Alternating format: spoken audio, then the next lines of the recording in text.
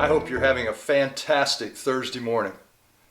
One of the things that has taken place here in our household is that we have taken this little corner of our living room and turned it into my workspace, my recording studio.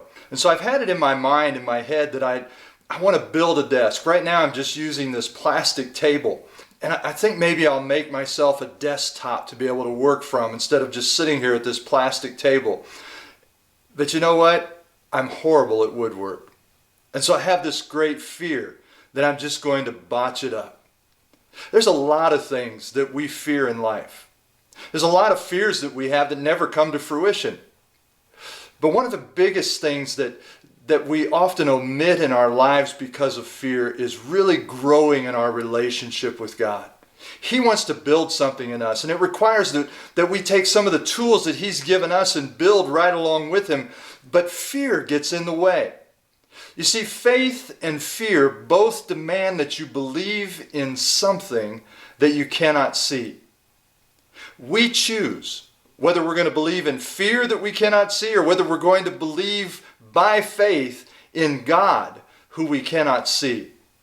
Max Lucado wrote these words. He said, "The presence of fear does not mean you have no faith. Fear visits everyone. We just have to make sure that our fear is just a visitor and does not take up residence." You see, fear is a self-imposed imprisonment that will keep you from becoming what God intends for you to be. You got to move against it. We've got to move against it with the weapons of faith and love. The question that is often asked in my brain is, will I ever be able to fully overcome my fears, to truly trust the Lord the way that I should? Trusting God isn't always easy. In fact, there are times when we willingly choose our fears over our faith in God. We allow our fear to lead us in the opposite direction of trusting Him and serving Him. And so I kind of stopped and thought about it. What is it that I am really afraid of? What are the fears that cause me to oftentimes not grow in His grace? Well, I guess like everyone, there's that fear that I won't measure up. There's that fear that I might fail. There's also, if we're really willing to be honest about it, there's a little bit of a fear of authority.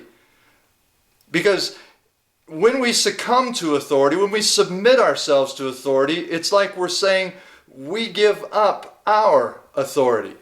And selfishly, as human beings, we don't want to do that. And then another fear, I think, is just the fear of the unknown itself. So how do I choose faith over fear? Because those fears that I've just listed off are so real. So let's take a trip back in time.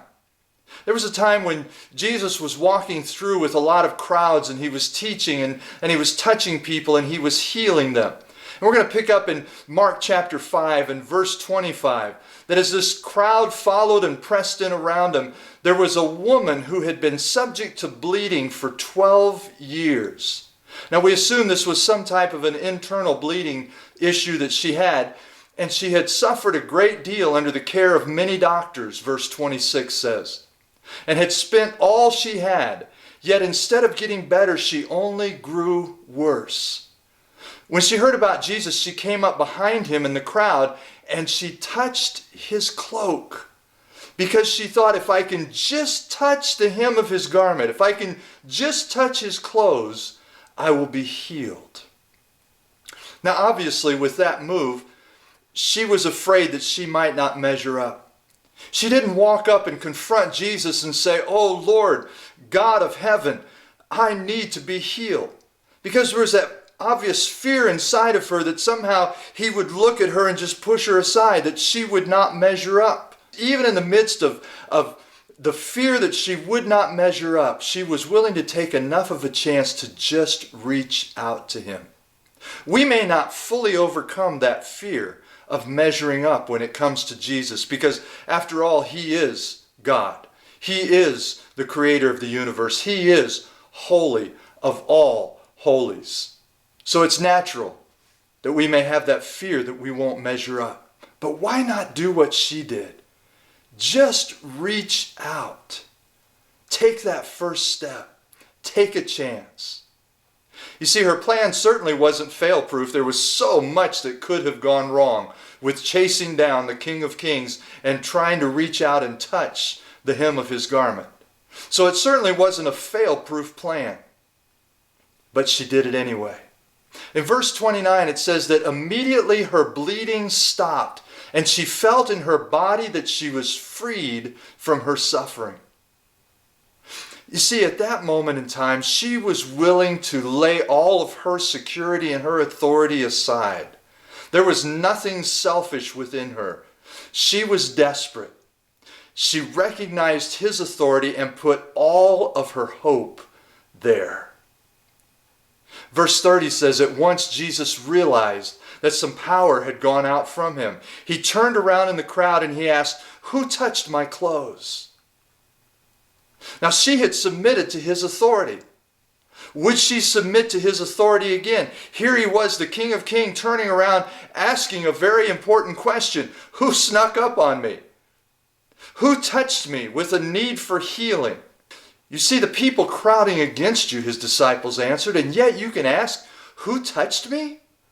But Jesus kept looking around to see who had done it. Then the woman, knowing what had happened to her, came and fell at his feet, trembling with fear, and told him the whole truth. You see, no longer was she afraid of his authority. And no longer was she afraid of the unknown. You see, I don't believe her trembling was because she was afraid of what God might do. She was not afraid that Jesus was going to strike her dead. I believe that her trembling was there because suddenly she realized that even unexpectedly, she had met the unknown head on and she had been delivered by God himself. He said to her, "Daughter, your faith has healed you. Go in peace. Be freed from your suffering." Here's what I know, church. Fear imprisons. Faith liberates. Fear paralyzes us. Faith empowers us. Fear disheartens us. Faith encourages us. Fear sickens. Faith heals. Fear makes us useless, and faith moves us to the point where we submit to his authority and we can be useful in the service of the King of Kings. Fear cannot exist in the presence of faith. Fear only exists because we, in our fear that we might lose control, lose it anyway and give that control over to fear. Give up the need to be in control, but rather than giving it over to fear, take a leap of faith and put it all in Jesus Christ. Then our fear will vanish. When the sun comes out, even the deepest mists of the mountains cannot withstand it. Fear will vanish as the mists in the morning sun. I love you, church. Don't live in fear today. Live in faith, because his love for you far surpasses anything we can understand. Have a great Thursday.